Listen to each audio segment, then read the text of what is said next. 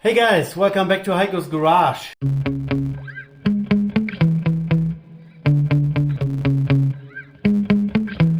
Yeah. Today we're working on an airhead again. Still the same one, R65 1984. Quick recap, we're not doing a restoration obviously. We're only servicing and repairing things that need to be done.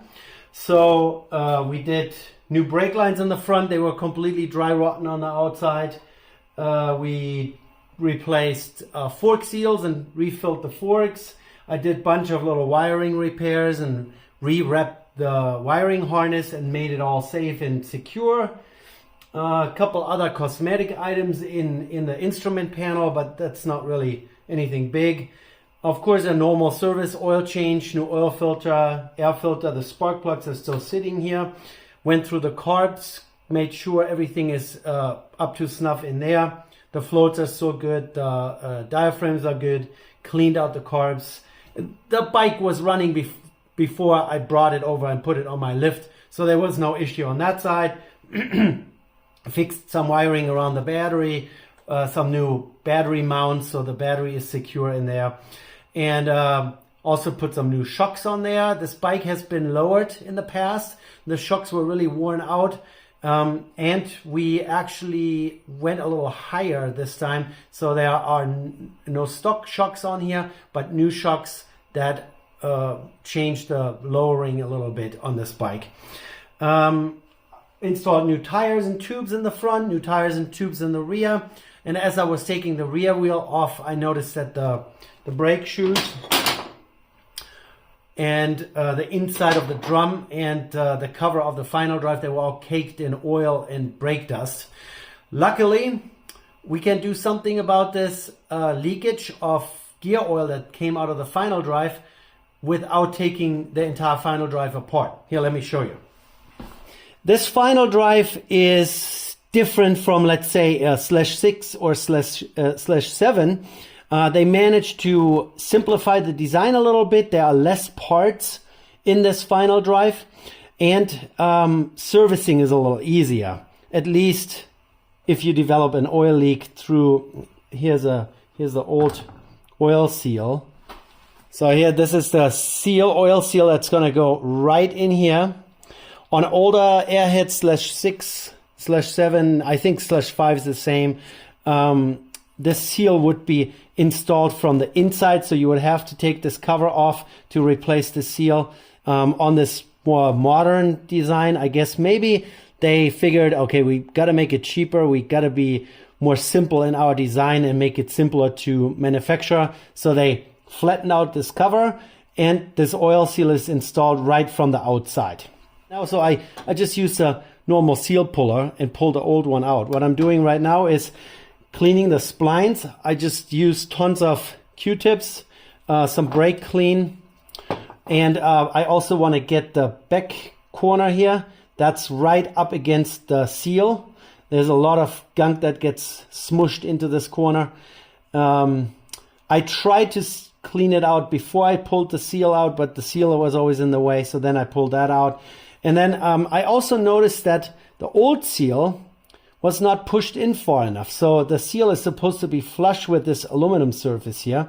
And if you look in here, back in here on this shoulder is where the lip of this oil seal would ride. And if you don't push in the seal far enough, then maybe this lip here is not actually riding properly on this flat surface, maybe too far to the outside, and you will develop an oil leak. So everything here was caked in brake dust and gear oil. I've used lots of brake clean. I have some gun cleaning brushes. This is a brass brush, so you're not going to scrub the metal off of it here. So I just used that, fits right in here, and cleaned it all out. Oh yeah, and another thing that you can inspect while you're in here is the wear of the splines themselves. I don't know if you guys can see this, but every spline has a little step here at the end. That's not machined that way. This is the wear. So if you look at the very last end here, this is the full width of what the spline was originally. And this little step here indicates how much of the spline has already been worn away. No big deal. This is less than a third, or maybe it's around a third of the width of the spline. This bike has 56,000 miles on it. 1984, as I said. So this bike is well on its way to be able to run with those splines 100,000 miles. You just got to make sure you have the right grease on here. So a lot of people use a copper anti-seize, which is heat resistant, very tacky, very sticky, sticks to the surface to give this surface some wear protection. Because the inside of the wheel has the opposite spline that slides over here. And so they put anti-seize on there or some other lubrication, some greases. A lot of people swear by Honda, what is it called? Honda Loop 60, ML60. I'm not sure 100%. I can't recall what it's called. There are some spline lubrications or spline greases that you can buy. What it is in principle, it's a moly grease, a really thick, tacky moly grease that you put on here very sparingly. You don't want to put much on it. Remember, this is inside your brake, so you don't want to put grease on there and then have the grease sling off into your brake shoes or your drum. So very sparingly, and every time you take this off, take the wheel off to replace a tire, for example, you clean this up very nicely. Make sure there is no debris, no grime, dirt, whatever in here, and you get rid of all the old grease, and then you reapply your spline lubricant, whatever that is. I'm not going to make a recommendation. I just use what I use, and you guys figure that out for yourself. There are lots of spline lubricants out there. You can go onto BMW motorcycle forums and ask someone for their opinion, and you're going to get 27 different answers. So I'm still cleaning this. I will clean this out so that there's nothing left of the old lubrication. All right, let me pause you. I'll be back once we're a step further. So I think we're clean enough here in this department now. Spent a good 20 minutes on this, scrubbing and rubbing and cleaning all the grooves of the spline and the groove behind it. And now we have an old Diet Coke can, so I will cut a piece of this off, and just long enough so we can slide it over those splines, and this will protect the new seal. So those cans are really thin. I just cut it with a utility knife, and then I cleaned it out with brake clean, and this fits right over. And now we're going to get a drop of gear oil or two and put a light smear of gear oil around this aluminum protector here. That will make the new seal slide over a little easier. So, and now we have a brand new seal here that fits right in there.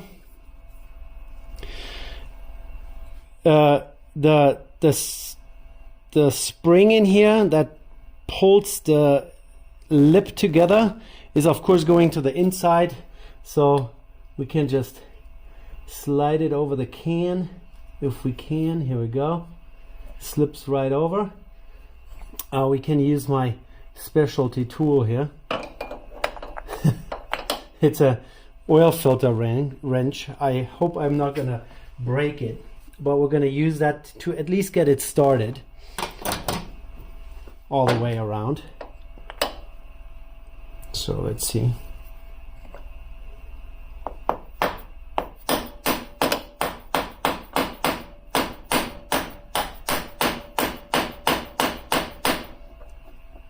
Oh, we need to get it in a little further down at the bottom. So I'm going to help it with just a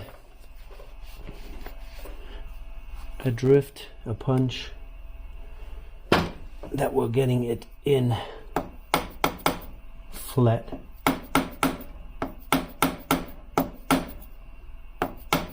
The driver here.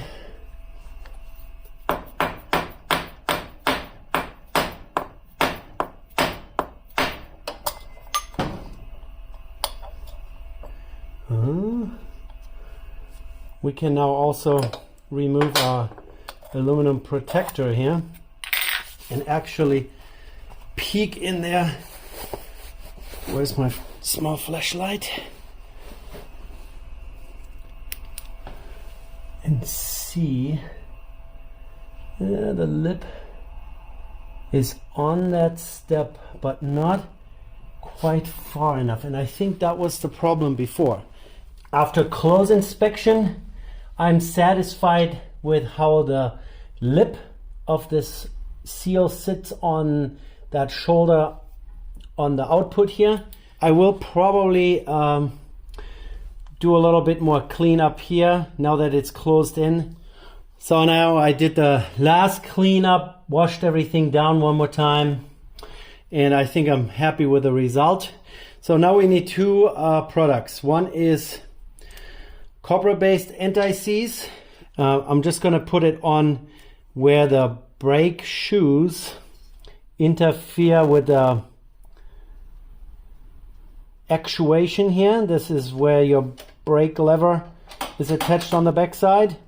So right where the shoe touches that, this gives it a little bit of some lubrication. This stuff is really temperature tolerant, goes up to 1200 degrees Celsius, and it's very sticky, will stay in place, will not run off, will not go anywhere else.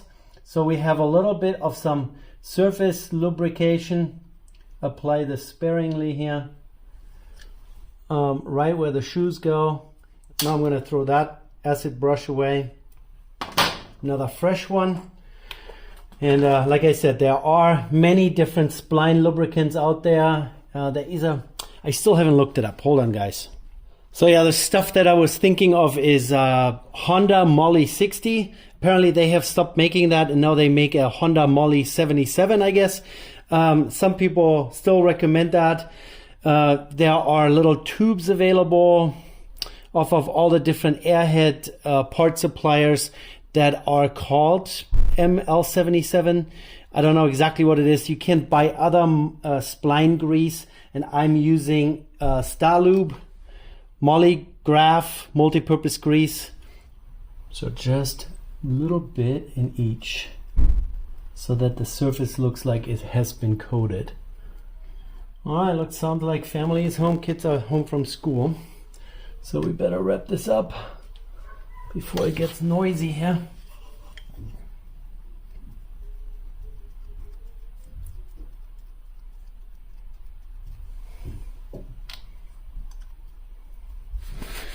And now we're gonna put the brake shoes on. The brake shoes I have, they are aftermarket EBC. I think that is plenty good enough. Here they are. You just undo the adjustment, so you're putting less tension on those springs while you're putting this all together. Taking them off is really easy. Putting them on, a little bit more complicated.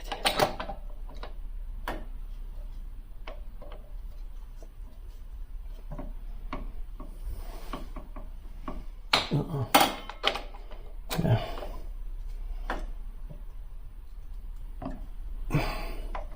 Just remember, there's a lot of spring tension here, not to hurt yourself.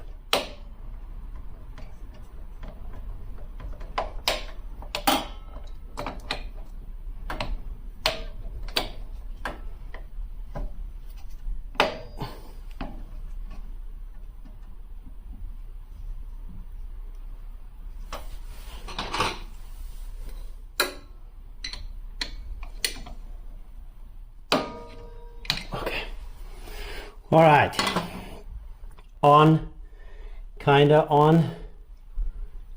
I'll have to push this in further, and this one too. So, see how it sits on those lobes here, both sides? That's where we greased and nowhere else. And now we can use our brake pedal and see if everything moves. That looks pretty good. So we're gonna put the wheel on. As you can see down here, I already took the bottom plate out of my lift, so it's much easier to put a wheel on. I already cleaned up the drum one more time.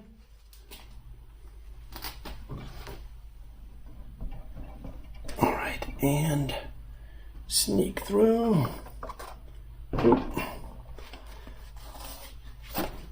There you go. And up we go. Come on.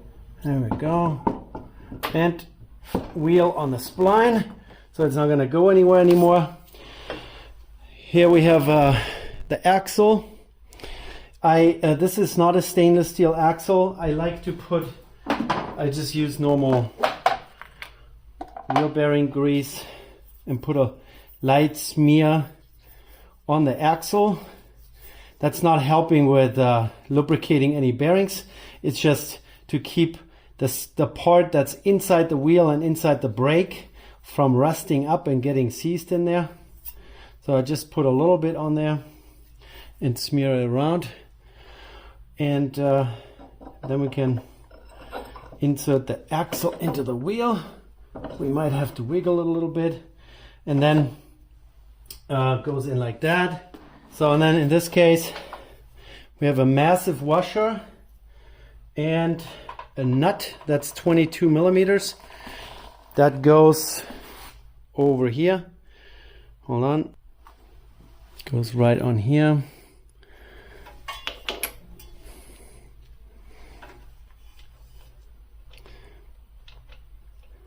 And now the problem is that I removed one muffler when I started working on this bike due to, I don't even remember why.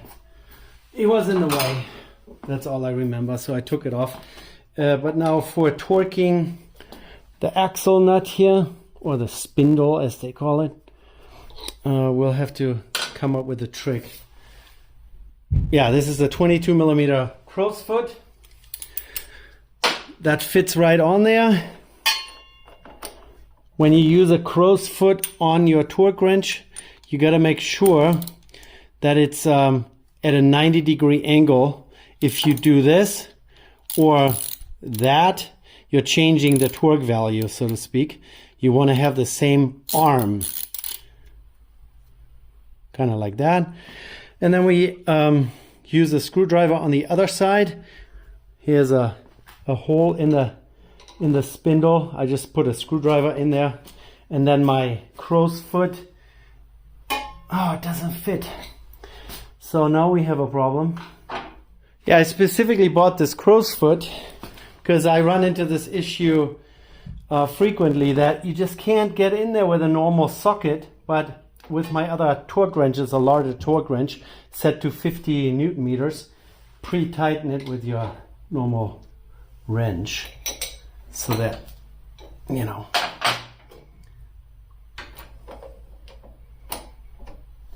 Okay, here we go.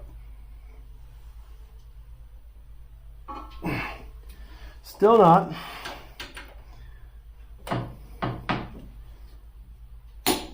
There you go. So that's good. Spindle is tightened up.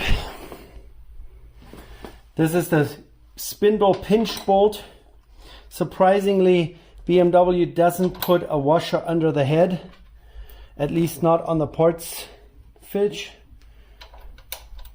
But I put one at the bottom. And I'm also using a nylock nut.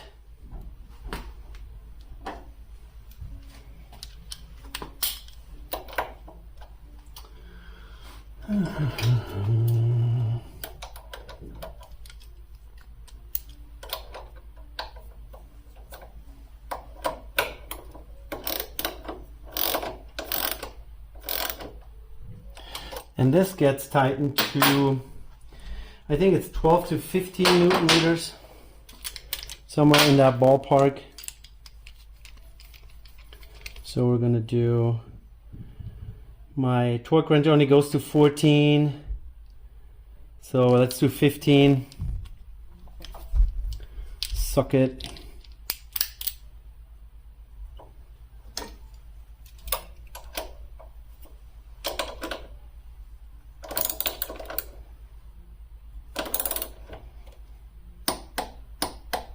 Okay.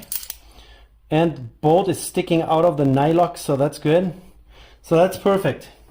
I always put the bolt in from the top, so in case the nut falls off, then at least the bolt doesn't go flying. Has never happened. This is pinching down on the axle just to hold it in place. It's not really centering anything. That's all done by the final drive, so to speak. So now we have a rear wheel. So we're really getting close. Let's talk about brake adjustment. Mechanical drum brake, right? You want to tighten this down until it starts rubbing. You will have to do that occasionally after longer rides because the brake shoes will wear away. So you have to do this adjustment. You just keep spinning it until, oh, I think we're getting there.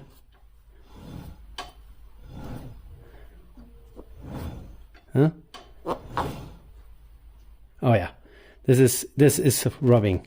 You turn it about 3 to 4 turns counterclockwise to loosen it up. So half, 1, 1.5, 2, 2.5, 3.